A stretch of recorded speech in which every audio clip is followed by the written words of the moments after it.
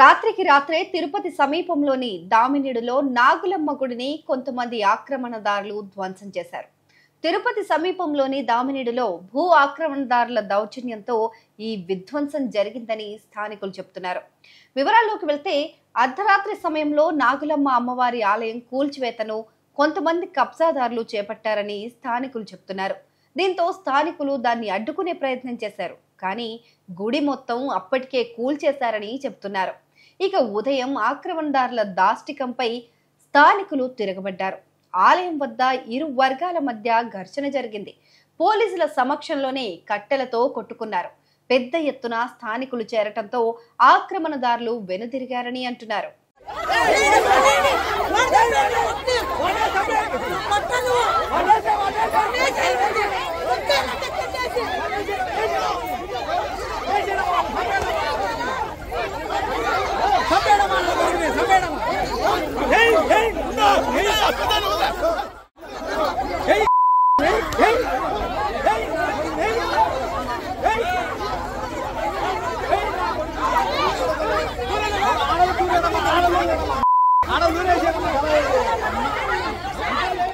గతంలోనూ ఇదే తరహాలో ఆలయం కూల్చివేతకు ప్రశ్నించినట్టు తెలుస్తోంది. ఈ భూమిపై తమకు హక్కు ఉందని ఆక్రమణదారులు చెబుతున్నారు. అలాంటప్పుడు రాత్రికి రాత్రి ఎందుకు కూల్చివేతలు చేపట్టారని స్థానికులు వారిని ప్రశ్నించారు. అయితే ఇదే ప్రదేశంలోనే మరో గుడి కట్టిస్తామని ఆక్రమణదారులు చెప్తున్నట్టు సమాచారం. కానీ దీనికి స్థానికులు ఒప్పుకోకపోవడంతో ఇరు వర్గాల మధ్య ఘర్షణ ఏర్పడింది. దీని వెనక టీడీపీ నాయకుల హస్తం ఉందని స్థానికులు అంటున్నారు. ఇది టీడీపీ నేత కృష్ణమూర్తి పనేనని అంటున్నారు. మొత్తంగా స్థల వివాదం రచ్చకు దారితీసింది. 30 ఏళ్లుగా పూజలందుకుంటున్న అమ్మవారి గుడి ఇప్పుడు కనుమరుగైపోయిందని స్థానికులు ఆవేదన వ్యక్తం చేస్తున్నారు.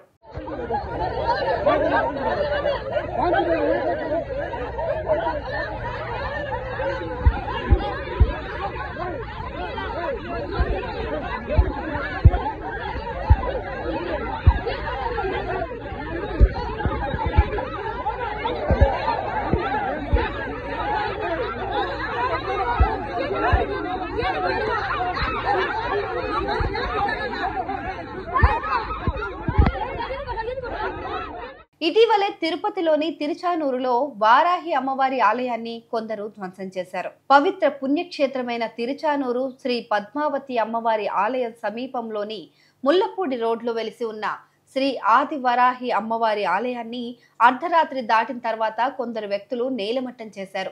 అమ్మవారి మూల విరాట్ విగ్రహంతో పాటు ఇతర పంచలోహ విగ్రహాలను కూడా ఆలయానికి 500 మీటర్లలో ఉన్న ఒక ఇసుక కుంటలో పడేశారు.